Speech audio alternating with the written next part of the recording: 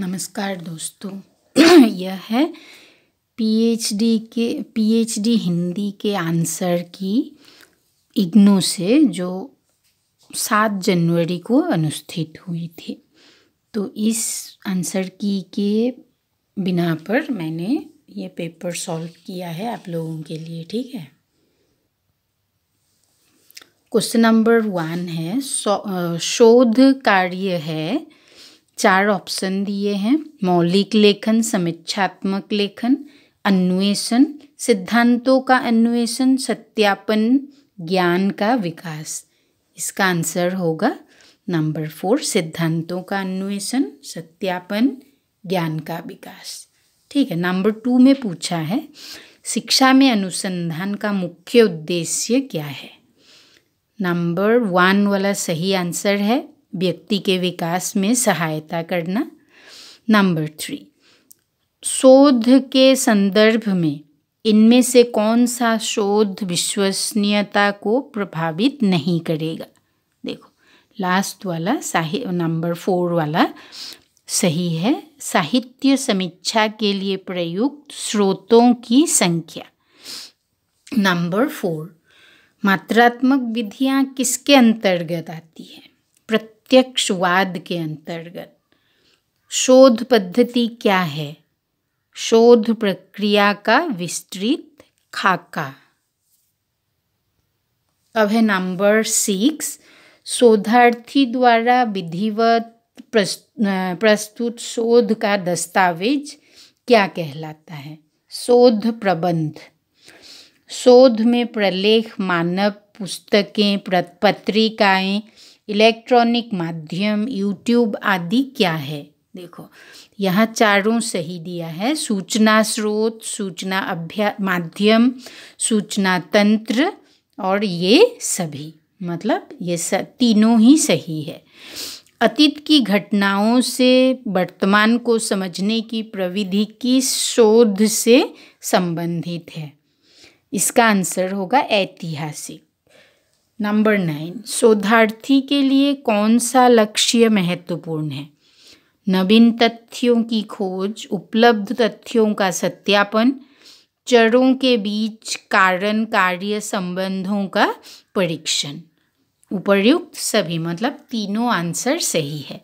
Number 10, निम्नलिखित में से कौन सी प्रविधि आंकड़ों के संकलन में सहायक नहीं है। जो गलत है इसका मतलब उसे सही करना है, वो सही आंसर है। प्रश्नावली, अवलोकन, साक्षात्कार गुणात्मक, मतलब गुणात्मक नहीं है, ठीक है।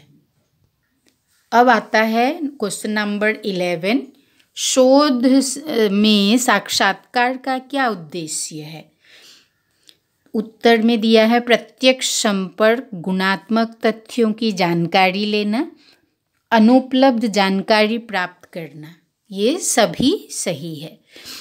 नंबर 12, शोध प्रबंध लिखने के लिए सबसे पहले क्या प्रस्तुत किया जाता है। प्रस्तावना। सबसे पहले प्रस्तावना प्रस्तुत किया जाता है। नंबर 13, किसी शोध प्रबंध के उपसंहार का क्या अर्थ है। अनुसंधान कार्य का सारांश। उपसंहार मतलब अनुसंधान कार्य का सारांश। अब नंबर 14, शोधकर्ता के लिए क्या आवश्यक है। वैज्ञानिक दृष्टिकोण आवश्यक है। नंबर 15, सफल शोध के लिए क्या आवश्यक है। देखो योजना, मार्गदर्शन, विशेषज्ञ तीनों जरूरी है, मतलब सफल शोध के लिए तीनों जरूरी है, इसीलिए ये सभी सही है। वस्तुनिष्ठ या निष्पक्ष अवलोकन के लिए क्या आवश्यक है। प्रयोग करना। अब आता है नंबर 17, ज्ञान के क्षेत्र में शोध का कार्य निरंतर जारी रहता है, मतलब ये सही है नंबर 1 वाला। अब 18, निगमन तर्क प्रणाली से निर्णायक तथ्य प्रस्तुत करने का उपक्रम किसने किया। अरस्तु ने, मतलब निर्णायक तथ्य प्रस्तुत करने का उपक्रम अरस्तु ने किया था। नंबर 19, वैज्ञानिक अध्ययन के विकास को लुंडबर्ग ने कितने सोपानों में व्यक्त किया? आंसर है 4 सोपानों में। नंबर 20, सावधानी पूर्वक नियंत्रित परिस्थिति में किसी व्यवस्था के परिणाम के लिए कौन सी शोध प्रविधि उपयोगी है? प्रयोगात्मक। नंबर 21, शोधकर्ता के लिए क्या आवश्यक है? तटस्थता, गृहीत विषय का ज्ञान, क्षमता, ये सभी आवश्यक है। नंबर 22, वैज्ञानिक शोध के सोपान है विषय और उसके लक्ष्य की परिकल्पना, सामग्री संचयन और उसका विश्लेषण, निष्कर्ष। उपर्युक्त सभी मतलब ऊपर लिखे गए सभी सही है। नंबर 23, पाद टिप्पणी कहाँ रहती है? नंबर 1 वाला सही है, पृष्ठ के नीचे या अध्याय के अंत में। उसके बाद 24, पाद टिप्पणी में क्या रहना आवश्यक है? लेखक का नाम, पुस्तक का नाम, पृष्ठ संख्या, ये सभी रहना आवश्यक है। नंबर 25, साहित्यिक चोरी क्या है? भाषा की चोरी, सामग्री की चोरी, विचारों की चोरी, ये सभी भाषा की चोरी है, साहित्यिक चोरी है। नंबर 26, इतिहास की सामग्री के प्रमुख स्रोत क्या है? लिखित सामग्री एवं परंपरा। अब आता है 27, मात्रा या परिमाण के मापन पर आधारित कौन सा शोध होता है? मात्रात्मक तथा गुणात्मक शोध। ठीक है। नंबर 28, शोध पद्धति के तत्व क्या है? अवधारणाएं, प्रतिज्ञप्तियाँ या प्राकल्पनाएं, सिद्धांत, ये सभी शोध पद्धति के तत्व है। नंबर 29, व्यक्तिगत दस्तावेज क्या है? आत्मपरक विचार, मूल्य आदि। उसके बाद आता है नंबर 3, स्वान विश्लेषण प्रविधि किस शोध के लिए है? मनोविश्लेषणात्मक शोध। इदं, अहम और पराहम उपतंत्रों की चर्चा किसने की? फ्रायड ने। उसके बाद आता है 32, अचेतन मन के मानव व्यवहार का विश्लेषण किस शोध के लिए आवश्यक है? मनोविश्लेषणात्मक। नंबर 33, वस्तुनिष्ठ शोध प्रविधि है पूर्वाग्रह रहित, तटस्थ या केवल तथ्यों पर आधारित। नंबर 34, जनगणना की आवश्यकता किस शोध में होती है? समाजशास्त्रीय शोध में। नंबर 35, किस शोध प्रविधि में घटकों को मापा जाता है? मात्रात्मक में। नंबर 36, सर्वेक्षण किस शोध के लिए आवश्यक है? समाजशास्त्रीय। अब 37, अनुसंधान का अंतिम चरण किससे संबंधित होता है? प्रतिवेदन। नंबर 38, विभिन्न विषयों के ज्ञान को एकीकृत करने में मदद करता है अंतर अनुशासनिक उपागम। अंतर अनुशासनिक उपागम। नंबर 39, एक ही अवधारणा को एक से अधिक विषयों के माध्यम से सीखने का दृष्टिकोण है बहु अनुशासनात्मक उपागम। उसके बाद नंबर 40, 2 या 2 से अधिक भाषाओं के अंतर संबंधों का अध्ययन क्या कहलाता है? तुलनात्मक अध्ययन। अनुसंधान के लिए क्या महत्वपूर्ण है? ज्ञान के सृजन और अनुप्रयोग के लिए वैज्ञानिक पद्धति। अब आता है नंबर 42, शैली विज्ञान पर शोध के लिए आवश्यक है भाषा विज्ञान और काव्यशास्त्र का अध्ययन। उसके बाद आता है नंबर 43, व्यवहारिक ज्ञान से संबंधित है अनुप्रयुक्त शोध। नंबर 44 प्रतिबिंबता क्या है? दूसरे के दृष्टिकोण से अनुसंधान कार्य को समझना। अब नंबर 45 ब्रोनिस्लाव मैलिनोवस्की ने क्षेत्रीय कार्य को किस शोध की विशेष पद्धति के रूप में स्थापित किया? सामाजिक मनोविज्ञान। नंबर 46 अवलोकन पद्धति का प्रयोग क्यों किया जाता है? मूर्त और अमूर्त सामाजिक तथ्यों के अध्ययन के लिए। नंबर 47 मस्तिष्क, जीन, ग्रंथि आदि क्या है? जैविक उपागम। नंबर 48 आंकड़े संग्रहण के लिए मुख्य उपकरण क्या है? परीक्षण, प्रश्नावली, सूची, ये सभी। अब नंबर 49 आगे शोध उपकरण के लक्षण क्या है? वस्तुनिष्ठता, विश्वसनीयता, वैधता और ये सभी, मतलब ये तीनों सही है। नंबर 50 शोध प्रारूप से संबद्ध इनमें से क्या है? ग्रंथ सूची एवं संदर्भ, पाद टिप्पणी, अंत टिप्पणी, ये तीनों सही है। ठीक है। अब आता है नंबर 51 उत्तर अपभ्रंश ही पुरानी हिंदी है, यह कथन किसका है? चंद्रधर शर्मा गुलेरी। नंबर 52 पृथ्वीराज रासो में किस छंद का प्रयोग सर्वाधिक हुआ है? छप्पय। नंबर 53 आल्हा नामक छंद का आविष्कार किस रचना में हुआ है? परमाल रासो में। नंबर 54 निम्नलिखित में से कौन सा काव्य दूत काव्य है? संदेश रासक। 55 पीस गया वह भीतरी और बाहरी दो कठिन पाटों के बीच ऐसी ट्रेजेडी है नीच, ये पंक्तियाँ किस कवि की है? गजानन माधव मुक्तिबोध की। नंबर 56 निम्नलिखित में से कौन ताड़ सप्तक के कवि है? मुक्तिबोध। अब आता है नंबर 57 पुरानी जूतियों का कोरस किसकी रचना है? नागार्जुन की।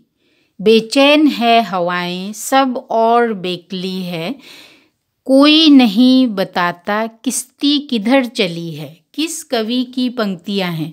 रामधारी सिंह दिनकर। बंदे वाणी विनायको किसका निबंध संग्रह है? रामवृक्ष बेनीपुरी की। नंबर 60 पृथ्वीराज रासो बिल्कुल अनैतिहासिक ग्रंथ है, यह कथन किस आलोचक का है? महामहोपाध्याय गौरीशंकर हीरानंद ओझा की।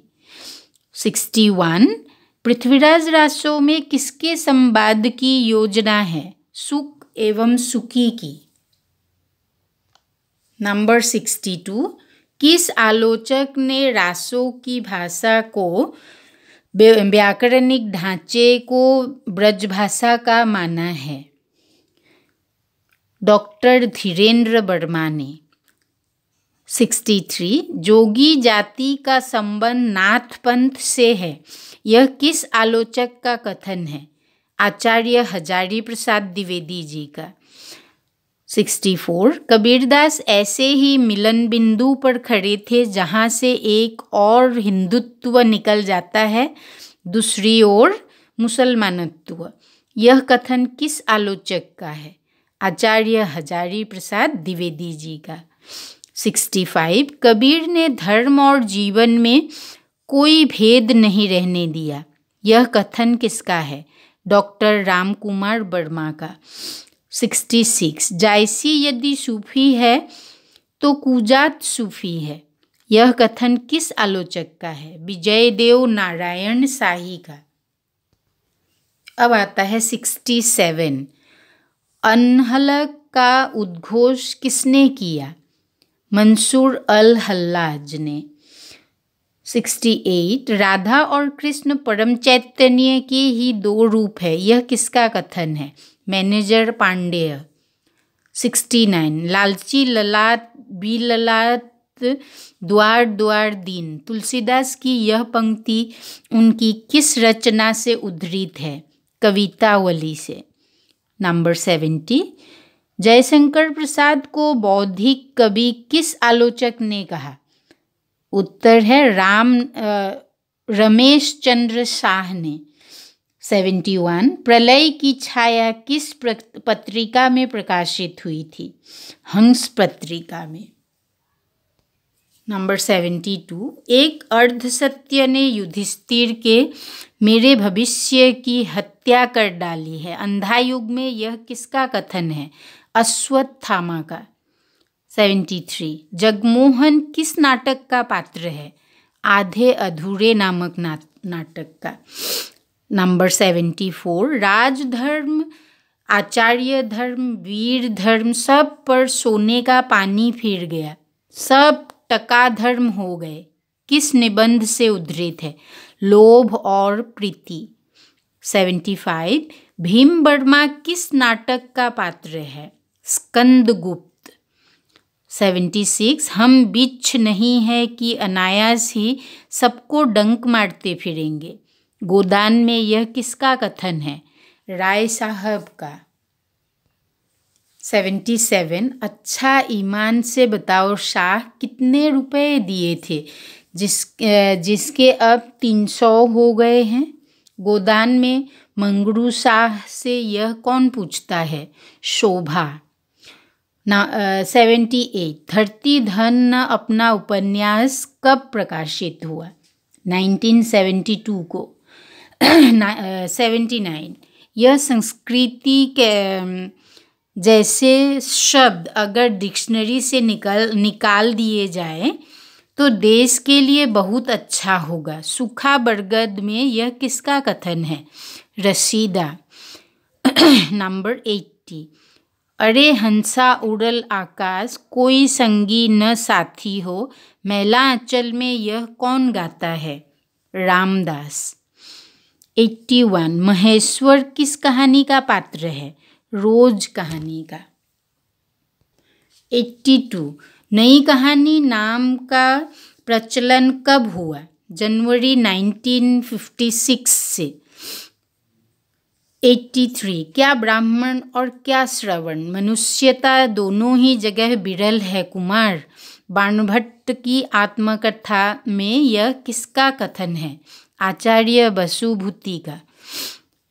84 तद्यस्यों शब्दार्थं सगुणा बनलंकृति पुनः क्वापि, यह किस आचार्य का कथन है? मम्मट। 85 पंडित राज जगन्नाथ किस शताब्दी में हुए? 17वीं शताब्दी में। 86 काव्य एक महान सामाजिक क्रिया है, यह कथन किस आलोचक का है? डॉक्टर रामविलास शर्मा का। 87 केवल सबसे पहले शब्द है और काव्य सबसे पहले शब्द है और अंत में भी यही बात बच जाती है कि काव्य शब्द है, यह किसका कथन है? अज्ञेय का। नंबर 88 काव्यम यशस्स से अर्थ कृते व्यवहार विदे, यह किस आचार्य का मत है? मम्मट का। संचारी भावों की संख्या कितनी है? 33। न्यू एसेज ऑन एस्थेटिक किसकी रचना है? बेनेडिक्टो क्रोचे की। ला कृतिका पत्रिका किसने निकाली? बेनेडिक्टो क्रोचे ने। नंबर 92 दी वेस्टलैंड किसकी रचना है? टी.एस. इलियट की। दी सैक्रेड वुड किसने लिखा है? टी.एस. इलियट ने। बिंबवाद के प्रवर्तन का श्रेय किसको जाता है? टी.ई. ह्यूम को। मालवी बोली हिंदी की किस उपभाषा से संबंधित है?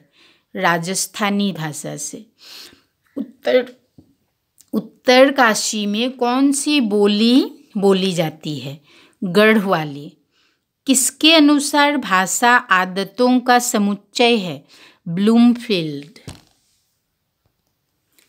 98। आधुनिक युग के प्रथम भाषा वैज्ञानिक किसको माना जाता है?